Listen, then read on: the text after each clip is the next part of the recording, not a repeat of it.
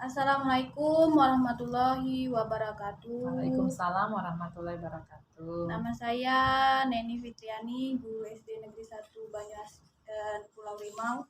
Dalam hal ini ingin mewawancarai Ibu Risma MPD sebagai Kepala Sekolah Penggerak SMP Kabupaten Banyuasin Angkatan 1 tahun 2020. Di sini saya akan mewawancara mengenai identifikasi masalah dari eksplorasi penyebab masalah. Judulnya yaitu yang saya angkat dari identifikasi masalah kurangnya kemampuan peserta didik kelas 5 SD Negeri 1 Pulau Rimau dalam menyelesaikan soal berbasis HOT pada mapel IPA. Wawancara ini dilakukan untuk memenuhi tugas PPG 2002 tentang eksplorasi identifikasi masalah. Ibu Rismawati sebagai pakar, Ibu Rismawati SPD ini adalah Kepala Sekolah Penggerak SMP Angkatan 1 Kabupaten Banyuasin tahun 2020, Ketua MGMP SMP Bahasa Inggris Kabupaten Banyuasin, Ketua Komunitas Pusat Sumber Belajar Kabupaten Banyuasin, pernah menjabat sebagai Kepala Sekolah Rujukan SMP Kabupaten Banyuasin, juga sebagai Kepala Sekolah Model SMP binaan LPMP Provinsi Sumatera Selatan, juga sebagai Ketua Bayangkari Ranting Pulau Rimau. Baik Ibu, kita akan masuk dalam pertanyaan pertama. Identifikasi masalah yang pertama yaitu motivasi, minat dan hasil peserta didik yang masih rendah. Pertama, menurut Ibu, apa yang sering menjadi penyebab motivasi dan minat hasil peserta didik masih rendah? Ya, terima kasih Bu Neni Fitriani, guru SD 1 Pulau Rimau. Ya, baiklah, saya akan mencoba untuk sharing. Mungkin hari ini sharing ya tentang masalah yang diangkat oleh Bu Neni ini, kurangnya kemampuan peserta didik di kelas dalam menyelesaikan soal berbasis HOT mata pelajaran IPA di kelas 5. Ya, pertanyaannya bagus sekali Bu Neni ya. Di sini bagaimana menurut saya sebagai guru, sebagai kepala sekolah yang sedang menjabat kepala sekolah penggerak di Kabupaten Banyuasin angkatan pertama. Sebenarnya yang pertama harus kita bahas di sini adalah bagaimana guru di dalam kelas itu meningkatkan kompetensi dirinya dulu pertama-tama. Setelah mereka menguasai materi dengan sangat memuaskan atau memang memahami, insya Allah nanti soal-soal HOT ini akan mudah diselesaikan oleh siswa. Karena sebagai seorang guru memang untuk melakukan pengajaran itu harus melakukan beberapa strategi. Di antaranya tadi guru itu harus meninggalkan pembelajaran paradigma lama, yaitu sekarang kita lagi hot-hotnya, lagi viral-viralnya itu pembelajaran itu berdasarkan paradigma baru yang sekarang ini lagi digalakkan oleh pemerintah, yaitu Kementerian ya Pendidikan dan Kebudayaan, Menteri dari pusat, yaitu bagaimana cara seorang guru di dalam mengelola pembelajaran. Di antaranya harus melakukan atau membuat media pembelajaran yang menarik. Media pembelajaran yang menarik yang akan memacu, yang akan meningkatkan motivasi dan minat siswa untuk belajar di dalam kelas. Jadi sebagai seorang guru, selain mengetahui minat dan bakat siswa, memang harus memenuhi kriteria-kriteria untuk meningkatkan kompetensi siswa tadi. Selain itu juga harus melakukan atau memenuhi sarana prasarana yang memuaskan, memungkinkan. Misalnya perlengkapan buku harus dipenuhi, buku teksnya juga harus lengkap, media-media pembelajaran harus bagus dan menarik. Jadi nanti siswa mau tidak mau dia akan tertarik dan terpacu untuk belajar, dan sehingga nanti kalau sudah semuanya bagus, insya Allah kompetensi siswa sendiri akan meningkat dan mereka juga akan memahami dan mudah untuk menjawab soal-soal HOT yang kita berikan, kan? Selain itu juga memang peserta didik itu karena mereka tadi kurang memahami, Jadi untuk belajar itu memang merupakan suatu beban bagi mereka. Sedangkan sekarang siswa itu adalah pusat belajar, pusat pembelajaran. Kita banyak berpusat sekarang kepada siswa. Jadi sumber belajar itu bukan lagi Bapak Ibu guru seperti dulu ataupun buku, tetapi sekarang itu pusat belajar itu adalah siswa itu sendiri dan mereka juga mempunyai bakat dan minat yang unik. Itu saja mungkin Bu Neni, nanti yang lainnya bisa ditambahkan. Ya. Ya. Terima kasih Ibu jawabannya. Yang kedua soalnya bagaimana pendapat Ibu tentang kesulitan peserta didik dalam menyelesaikan soal hot itu Ibu? Iya. Sebenarnya kesulitan-kesulitan tadi masih berhubungan dengan yang pertanyaan pertama. Kenapa siswa sulit mengerjakan soal-soal hot itu? Karena siswa itu sendiri kurang memahami dengan soal-soal yang diberikan oleh Bapak Ibu guru.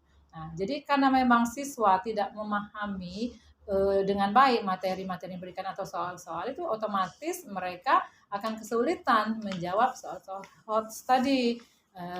Selain itu memang siswa ini belum terbiasa, tidak biasa dan tidak dilatih secara terus-menerus untuk melakukan atau menjawab soal-soal yang bentuknya hot gitu kan.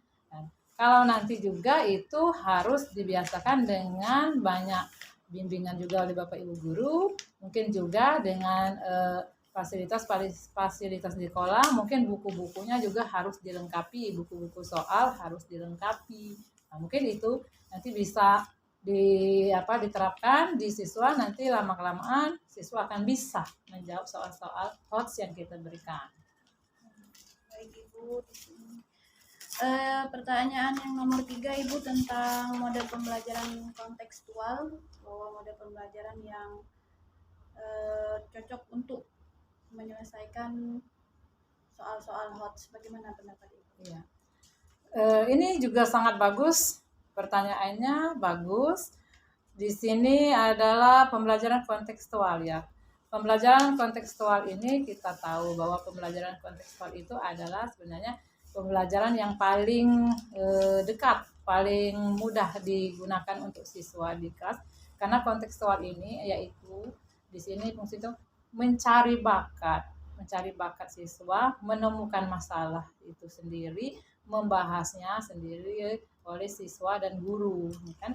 Biasanya pembelajaran seperti ini akan lebih menarik untuk siswa karena mereka sudah biasa dengan masalah-masalah yang ada di lingkungan. Jadi setiap permasalahan ataupun materi itu memang harus kita hubungkan dengan kehidupan sehari-hari siswa di lingkungan sekolah kita. Jadi memang di sini memang kita berfokusnya kepada siswa. Jadi siswa itu sendiri yang bisa berdiskusi. Siswa itu nanti akan menjelaskan, juga akan memecahkan suatu masalah bersama-sama di kelompoknya. Nah, jadi nanti lama-lama mereka akan terbiasa dan pembelajaran seperti ini akan menyenangkan bagi siswa. Kalau memang sudah menyenangkan bagi siswa, insya Allah siswa-siswa itu akan lebih mudah dalam melakukan soal-soal HOTS yang diberikan oleh gurunya. Mungkin itu yang bisa saya jelaskan sedikit. Untuk anak SD ini Bu Neni ya? Iya, anak SD Bu. Untuk anak SD ini juga sudah sangat bagus ini. Sudah terlalu agak tinggi lah kayak gitu kan. Sudah bagus sekali Bu ya. Tapi tinggal bagaimana cara melatih dan membiasakan itu saja. Berpikir kritis. Iya. Dia kritis, inovatif, kreatif ya. Nanti lama-lama akan terbiasa dan anak-anak akan lebih senang belajar dengan soal-soal HOTS yang diberikan oleh gurunya.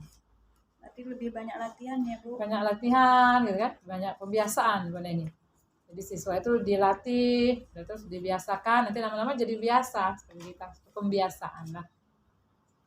Baik, bagaimana kalau yang kesulitan tentang soal HOT itu Ibu mengatasinya? Selain banyak berlatih dan pembelajaran tentang kontekstual. Iya, soal-soal HOTS tadi Bu, berarti kan itu di sini sudah di kategori C berapa kita kalau HOTS? Mungkin C4, C5 ya Bu Neni ya? Iya, Ibu. Iya, jadi memang untuk anak SD ini tidak bisa kita seperti membalikkan telapak tangan. Anak SMP, SMA saja kalau tidak terbiasa dengan soal-soal HOTS ini sulit.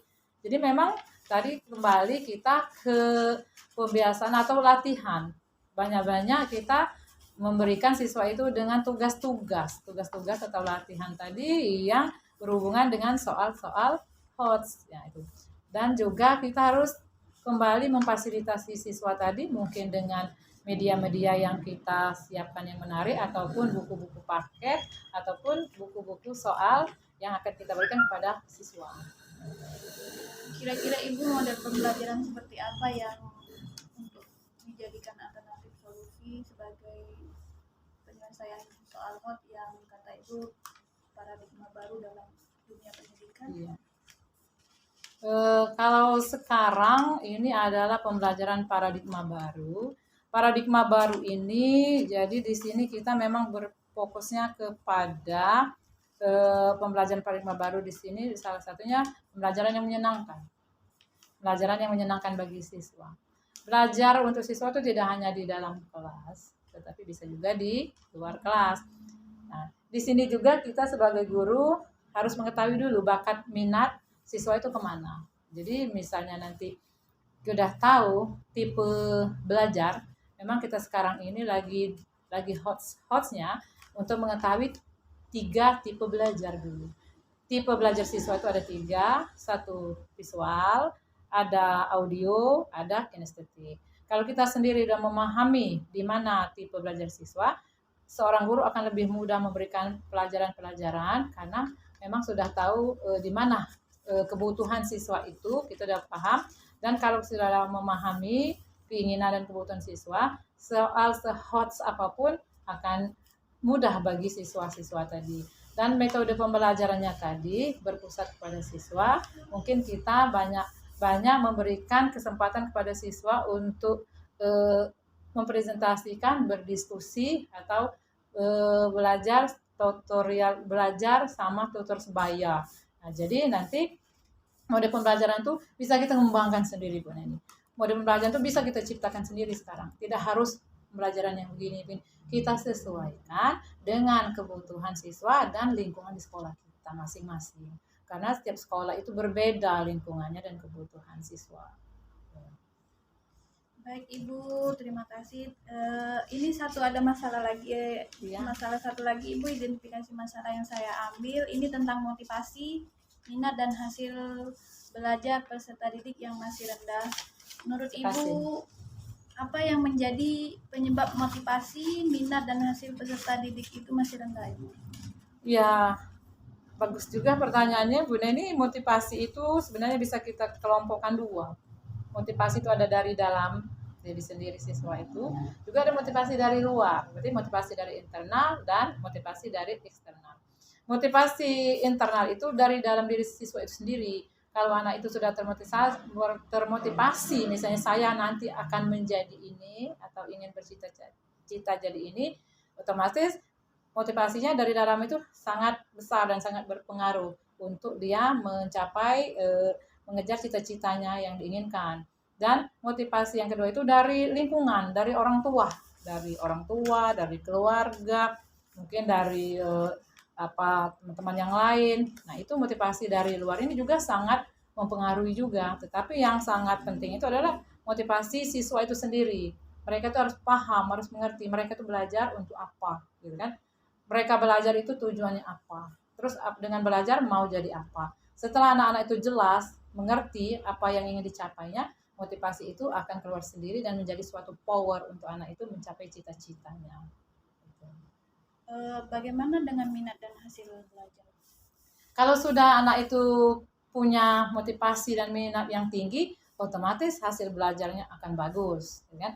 Tapi kalau anak itu sendiri kita tahu tidak punya motivasi, tidak ada keinginan, walaupun bagaimanapun ya kita agak berat juga untuk mensupportnya. Karena motivasi dari dalam diri itu sangat menentukan, gitu kan? Untuk mengetahui hasil belajar, ya.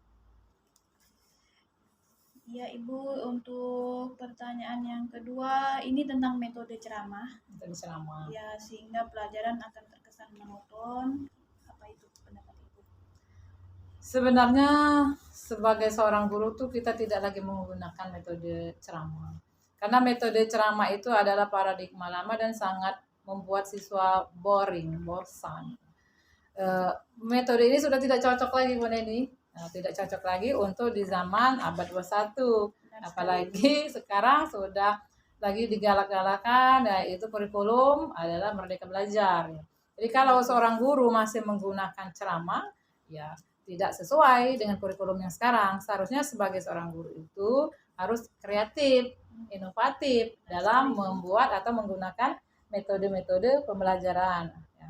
Bisa dia membuat sendiri, bisa mengembangkan, bisa juga mengadopsi dari media-media atau metode-metode pembelajaran yang ada. Tetapi kembali lagi cocok tidaknya ke sekolah yang kita jalani atau lingkungan atau background sekolah kita masing-masing. Jadi kita bisa mengadopsi, bisa ATM, amati, tiru, modifikasi. Nah, jadi untuk apa tadi metode pembelajaran banyak yang lebih bagus, tapi jangan lagi ceramah. Karena kalau ceramah lama-lama kita ditinggalkan siswa. Gitu. Karena anak-anak itu senang sekarang yang menarik. Pakai apa? Pakai menggunakan misalnya nonton TV, nonton film, menyanyi, dengan sama-sama. Itu akan lebih menyenangkan bagi anak-anak SD. Menarik bagi siswa ya. Iya, menarik sekali bagi siswa. Jadi pembelajaran akan maksimal dan pastinya berkualitas. Iya, akan berkualitas sesuai apa yang kita cita-citakan bersama. Iya, baik Ibu. Pertanyaan yang selanjutnya Ibu ini tentang peran orang tua. Peran orang tua dalam meningkatkan motivasi, minat belajar dan hasil belajar peserta didik. Bagaimana Ibu pendapatnya? Iya, betul. Sebagai orang tua, ini itu sangat berperan. Orang tua itu adalah pendidikan pertama dan utama itu ada dari rumah, dari keluarga. Jadi peran orang tua di sini sangat besar untuk memotivasi dalam membantu atau membimbing anak-anaknya dalam belajar. Karena kesuksesan seorang anak itu tidak lepas dari peran orang tua, ya kan? Ya, jadi memang di sekolah itu kita tuh hanya bekerja sama atau meneruskan yang berapa jam saja kita di sekolah, tetapi yang paling lama itu anak itu lebih lama dengan keluarganya, dengan orang tuanya, dengan saudaranya. Karakter-karakter yang terbentuk itu pastinya adalah di rumahnya, di keluarganya, oleh orang tuanya. Kalau orang tuanya sudah sangat peduli, sudah sangat care dengan pendidikan anaknya, sudah sangat memotivasi, insya Allah anak ini tidak akan mengalami kesulitan-kesulitan dalam belajar. Gitu. Berarti peran orang tua itu sangat berpengaruh ya Bu? Sangat berpengaruh dan sangat penting. Ya. Baik. Yang terakhir ini Ibu, pertanyaannya, menurut Ibu adakah solusi untuk meningkatkan motivasi, minat dan hasil belajar peserta didik yang masih rendah ini? Iya, banyak sekali solusi-solusi yang kita bisa lakukan. Pertama tadi solusinya tadi ada kita harus bekerja sama benar ini. Sebagai seorang guru kita memang harus bekerja sama dengan orang tua siswa atau wali murid dalam mengatasi mengatasi masalah motivasi ya, minat dan bakatnya. Sebenarnya orang tua itu dulu yang harus tahu bakat anaknya itu di mana. Nah, kalau orang tuanya sendiri sudah mengerti bakat dan minat anaknya dalam belajar, kita sebagai guru akan lebih mudah untuk tinggal meneruskan. Bagaimana ini kita sudah tidak perlu menggali lagi kan, karena kita sudah tahu orang tuanya sudah menjelaskan bahwa bakat minat anak ada di sini. Nah, sekarang ini memang lagi digalakkan juga kita harus mengetahui bakat minat siswa dengan memberikan angket-angket kepada siswa kan ya. Untuk apa? Itu untuk mempermudah atau memperlancar bagaimana guru untuk memberikan kebutuhan pembelajaran kepada siswa yang sekarang lagi viral dengan depresensi itu, perbedaan dalam kebutuhan. Jadi memang kalau kita sebagai guru sudah tahu bakat minat siswa, di dalam kelas pun kita tidak akan mengalami kesulitan dan pembelajaran juga akan sangat menyenangkan, baik itu bagi guru itu sendiri ataupun bagi siswa di kelas tadi. Ibu, kalau misalnya tentang penggunaan media bagaimana untuk meningkatkan?